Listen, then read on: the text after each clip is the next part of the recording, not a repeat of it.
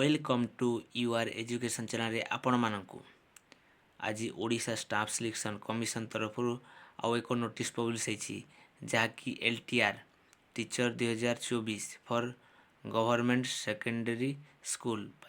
यार total post है 496 TGT Odia एवं चल देखिबा यार को कैटेगरी पाई केतेटी या फर्स्ट है टीजीटी आर्ट्स है एवं second TGT Odia third TGT science एवं फोर्थ है टीजीटी साइंस सीबीजेड एवं Hindi teacher classical teacher Telugu teacher Urdu teacher एवं फिजिकल एजुकेशन टीचर यार ग्रुप है बी एवं यार सैलरी है पर मंथ 35,400 एवं चलो यह पोस्ट कैटेगरी हिसाब से देखा एवं एठारे यूआर पाई टीजीटी आर्ट्स पाई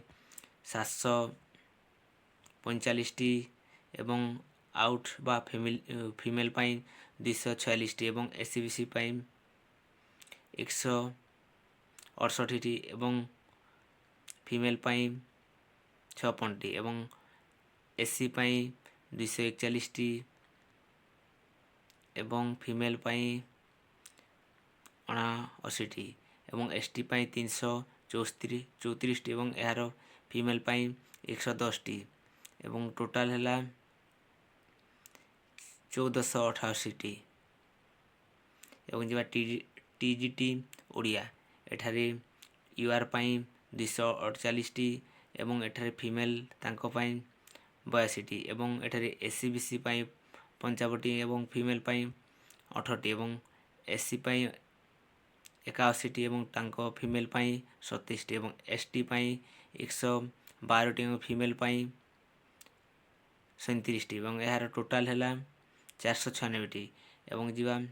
टीजीटी साइंस पीसीएम पाई यार यूआर पाई 510 एवं फीमेल पाई 168 एवं यूआर एससीबीसी पाई 115 एवं फीमेल पाई 38 एमिति टोटाल पोस्ट है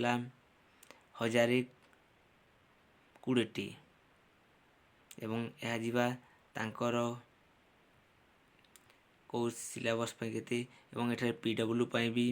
ए रिजर्वेशन बा स्पेशल कैटेगरी पे यही पोस्ट अच्छी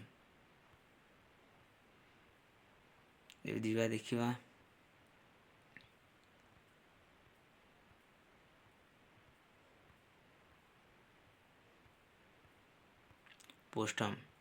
post number minimum academy of professional qualification को क्वालिफिकेशन पाइथिबा टीजीटी ओडिया पे bachelor degree in arts with Odia as a subject in honors pass elective with minimum 200 marks एवं यार मैक्सिमम परसेंटेज है 50 मार्क्स 50% एठारे अच्छी 45% for SC ST PW SCBC candidate पाई एवं एठारे आपण माने bachelor in education BEd 3 years बा integrate BEd MEd for any NCT करिथिबा दरकार आपनकु एठा लिखा अछि एवं सेकेंड लिखा अछि फॉर योर इंटीग्रेट बीएड बा एमए बा BEd for any NCT requirement पाई एवं एठारे भी टोटल 200 मार्क्स अछि एवं यार परसेंटेज है परसेंटेज 50% इन एग्रीड यह भी 45% for SC ST PWD SCBC पाई एवं यह आपण माने